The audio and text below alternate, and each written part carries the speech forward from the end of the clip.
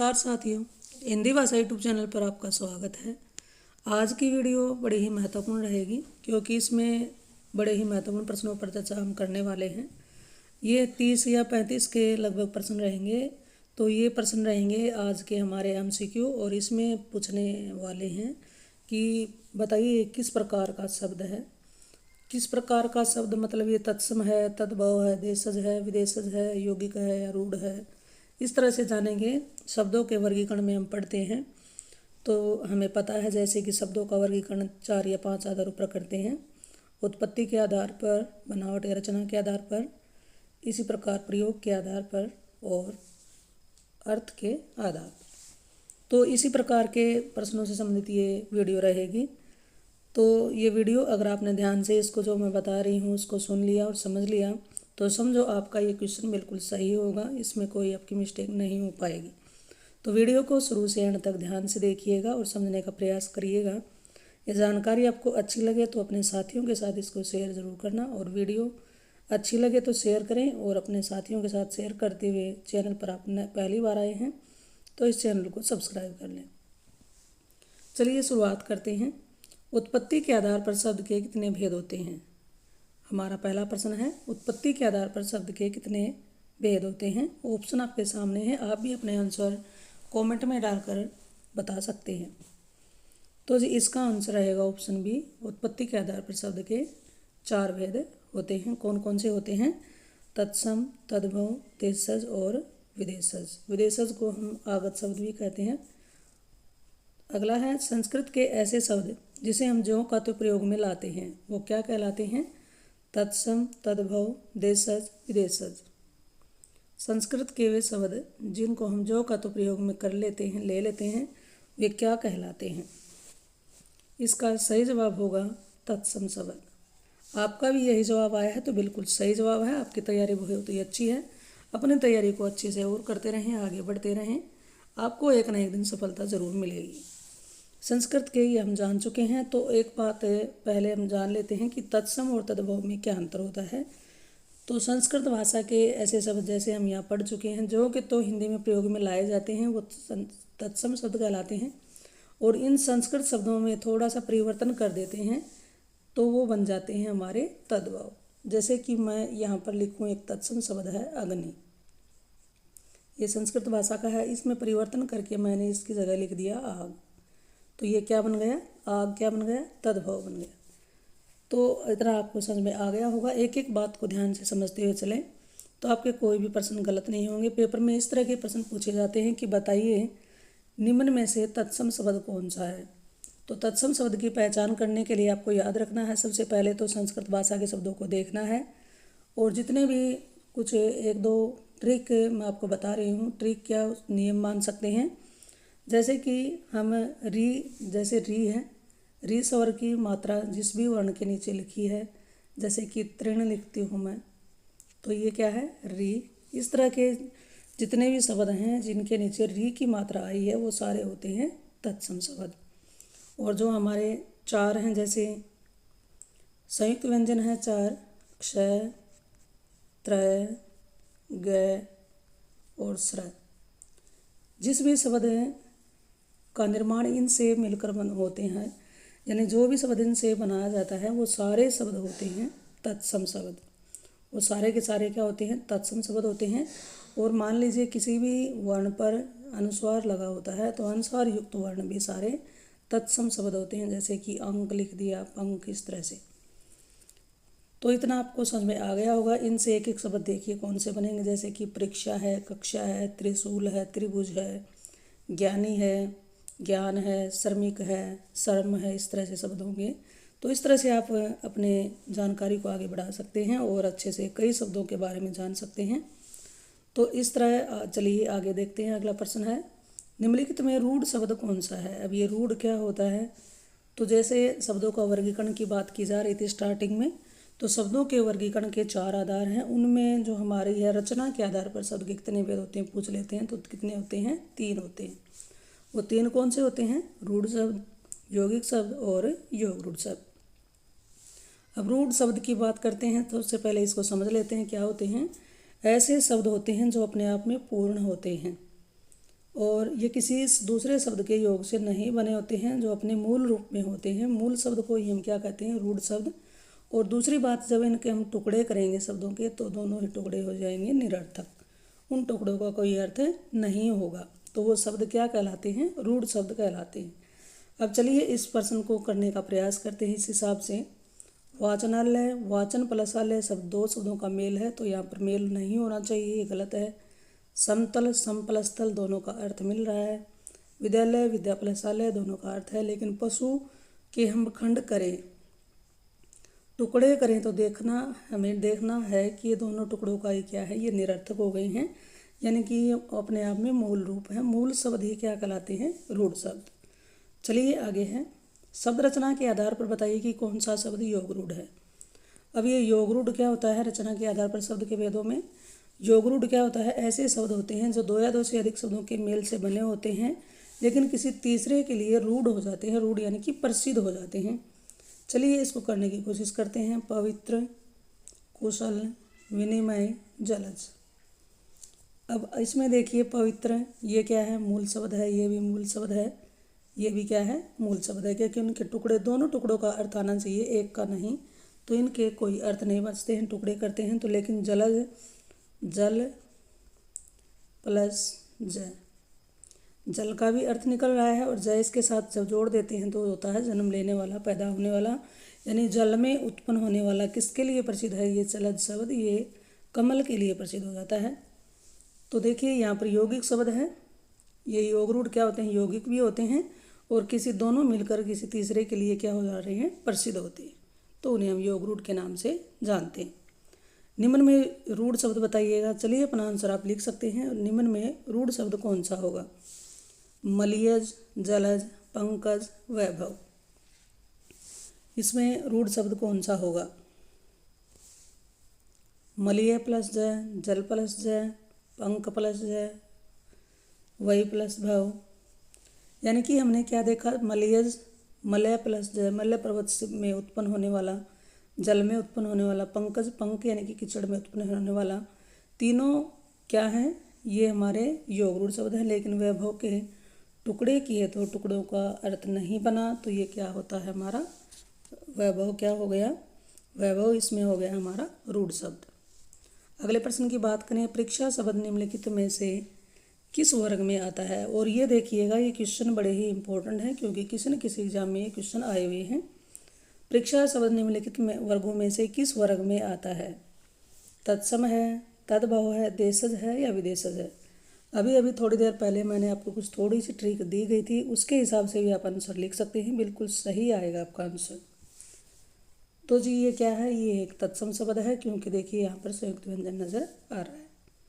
और दूसरी बात, जो शब्द हमें बड़े ही शुद्ध रूप में नज़र आए, जिनका उच्चारण करने में शुद्धता का प्रयोग किया जाए ज़्यादा, जैसे परीक्षा है, कक्षा है, ठीक है, इस तरह के शब्दों को हम किस में लेते हैं, तत्सम में ही लेते हैं।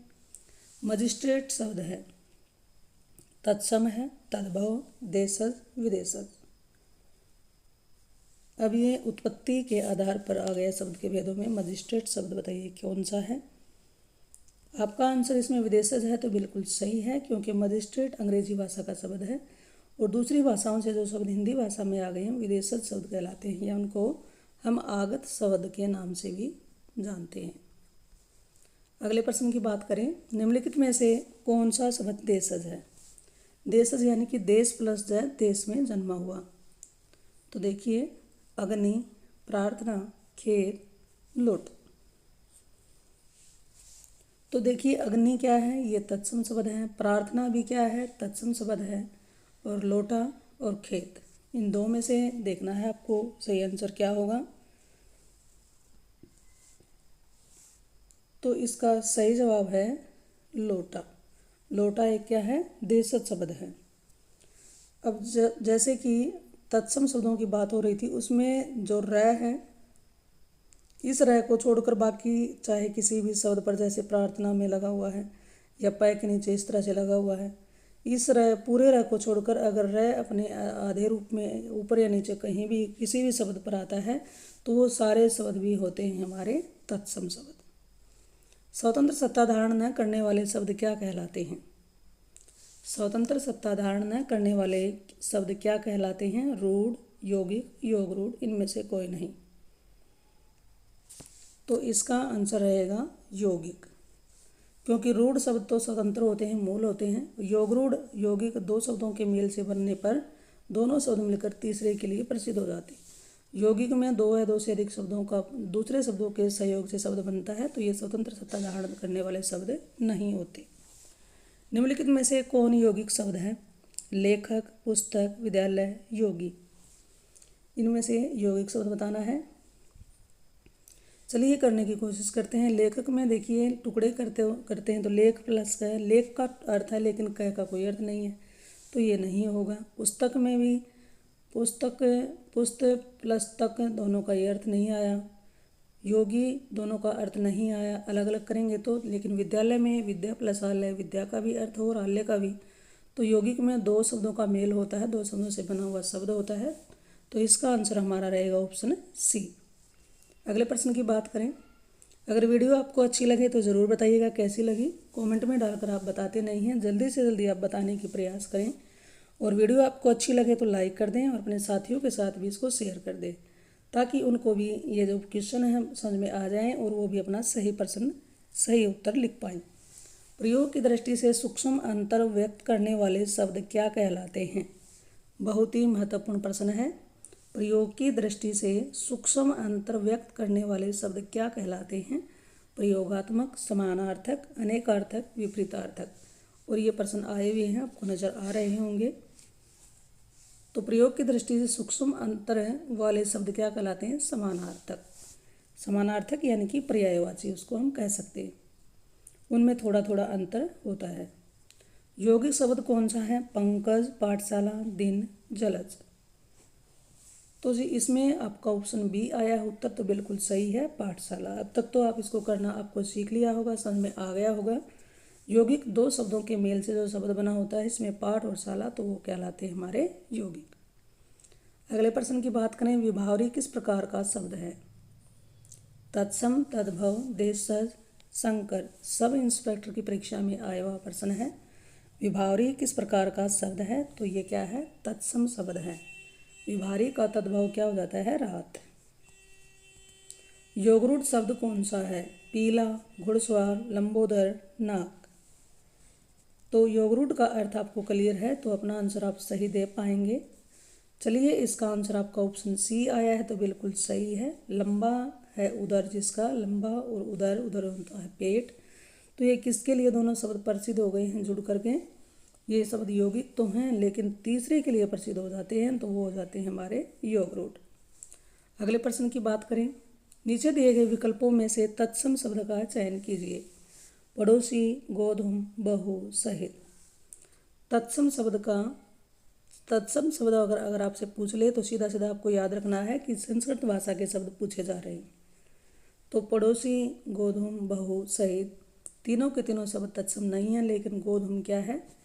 ये गोधूम जो हमारी शाम की बेला होती है, जब प्राचीन काल में गाय जंगल से चरने के बाद घर लौटती थी, तो उस समय की जो बेला होती थी, उसको उस समय का जो क्षण होता है, शाम सूरज ढलने से पहले का जो समय होता है, उसको गोधूम कहा जाता था। तो ये किस भाषा का शब्द है? ये संस्कृत का है, और इसका आंसर हमारा क्या है? तत्सम, बिल्कुल सही है। अगला प्रश्न इसमें है। नीचे दिए गए विकल्पों में से तद्भव शब्द का चयन कीजिए। बैंक, मुँह, मर्म, परला। तद्भव यानी कि हिंदी भाषा के शब्दों को सिलेक्ट करना है, देखना है। तो इसमें आप अपना आंसर जल्दी से जल्दी दें। बैंक देखिए ये तत्सम शब्द नहीं है, न तद्भव है। ये क्या है? अंग्रेजी भाषा का शब्द है, तो ये आगत हो गया है, विदेशज। और मर्म देखिए आपको र इसके ऊपर लगा हुआ है और इसके नीचे लगा हुआ है। तो मैंने आपको बताया था या तो किसी शब्द के ऊपर हो या नीचे, तो दोनों ही शब्द होते हैं हमारे तत्सम। बचा क्या? एक तद्भव। अनुस्वार लगे हुए शब्द तत्सम होते हैं, और चंद्रबिंदु यानी अनुनासिक लगे हुए शब्द सारे क्या होते हैं? तद्भव होते हैं। अगला प्रश्न है। जिस शब्द के कई सार्थक खंड हों उन्हें क्या कहते हैं? जिस शब्द के कई सार्थक खंड हों यानी कि उसके सार्थक टुकड़े हो उसके, उन्हें क्या कहते हैं? तो जी उसको हम कहते हैं यौगिक शब्द यानी कि 2 या 2 से अधिक टुकड़े हम करेंगे तो उन सब टुकड़ों का क्या निकलेगा, अर्थ निकलेगा यौगिक में। कौन सा शब्द देशज नहीं है? ढेबरी, पगड़ी, ढोर, पुष्कर। अब देखिए ढेबरी, ढोर, पगड़ी, अभी देशज शब्द क्या होते हैं? जो हमारे ग्रामीण आंचलिक परिवेश के जो लोग हैं वो अपनी आवश्यकता के अनुसार कुछ शब्दों का प्रयोग करना शुरू कर देते हैं, बना लेते हैं। इनकी उत्पत्ति स्थान का कोई पता नहीं होता है। तो ये प्रश्न भी पूछ लिया जाता है किन शब्दों की उत्पत्ति स्थल का पता नहीं होता है, यानी कि उनका निर्माण किसने किया है, किसके द्वारा वो कहाँ किया गया, इसका पता नहीं चले तो वो सारे शब्द होते हैं हमारे देशज शब्द। तो इस तरह से ये देखिए हमारे जो 3 शब्द हैं ये क्या हैं, देशज हैं। लेकिन पुष्कर क्या है, हमारा एक संस्कृत भाषा का शब्द है, ये तत्सम देशज नहीं, ये तत्सम शब्द है। तो आंसर हमारा रहेगा ऑप्शन डी। जिन शब्दों की उत्पत्ति का पता नहीं चले उन्हें का क्या कहा जाता है, ये भी आपको बताया गया है। तो जी उसको हम क्या कहते हैं, देशज शब्द कहते हैं।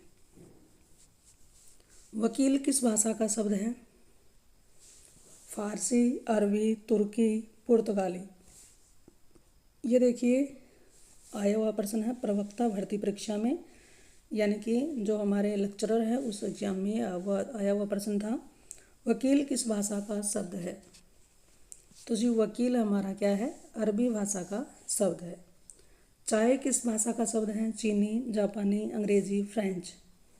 चाय किस भाषा का शब्द है? तो जी ये चाय किसका है, चीनी। अगला है स्टेशन किस भाषा का शब्द है? स्टेशन किस भाषा का शब्द है? 4 ऑप्शन है, जल्दी से जल्दी अपना आंसर दीजिए। तो ये स्टेशन है अंग्रेजी भाषा का शब्द। संकर शब्द का अर्थ क्या होता है? तत्सम शब्द, तद्भव शब्द, विदेशी शब्द, 2 भाषाओं के शब्दों से मिलकर बनाया गया शब्द।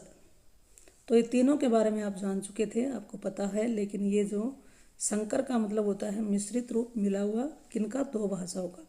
तो इसका सही जवाब आपका ऑप्शन डी आया है, तो बिल्कुल सही है। इसके लिए आपको बहुत बहुत बधाई हो। रेलगाड़ी शब्द बताइए किस प्रकार का है? तत्सम, विदेशज, देशज, संकर। रेलगाड़ी शब्द क्या है? ऑप्शन आपका इसमें डी आया है, तो बिल्कुल संकर शब्द है, क्योंकि इसमें 2 भाषाओं के शब्द है, रेल प्लस गाड़ी। रेल इंग्लिश भाषा का शब्द है और गाड़ी हिंदी का, तो दोनों मिलकर क्या बन गए? रेलगाड़ी। तो संकर भाषा का ये संकर शब्द कहलाएगा। वानर का तद्भव रूप क्या है?